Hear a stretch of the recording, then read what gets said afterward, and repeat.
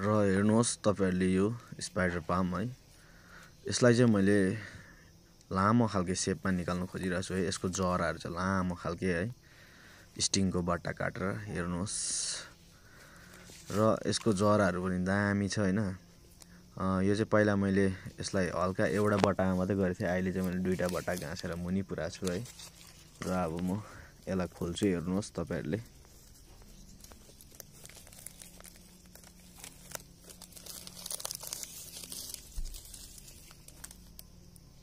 र यसलाई चाहिँ मैले यहाँनिर माटो अड्काउन लागि, माटो र मल अड्काउन लागि टाइट गरेको थिएँ हैन, यो बट्टालाई।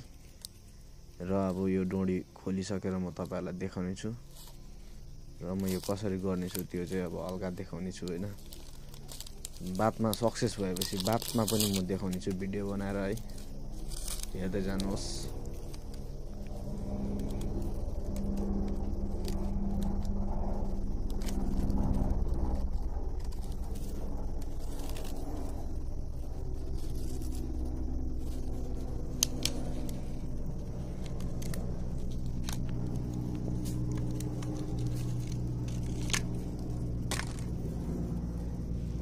र अहिले चाहिँ यतिको भइसकेको रहेछ यो है, मजबुत भएको रहेछ यसको जराहरु।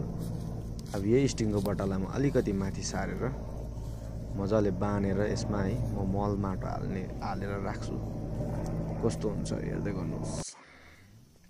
र अहिले चाहिँ मैले यो यतिको बनाइसकेको छु।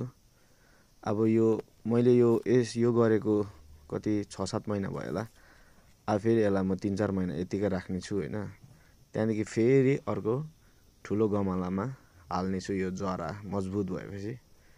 हेर्दै गर्नुहोस् कस्तो हुन्छ। म यो गर्दै पछि तपाईहरुलाई भिडियो बनाएर देखाउने छु। अब गमला ठुलो लिन्छ, यो जरालाई अलिक मजबुत हुनु दिएर। धन्यवाद हेरिदिनु भएकोमा।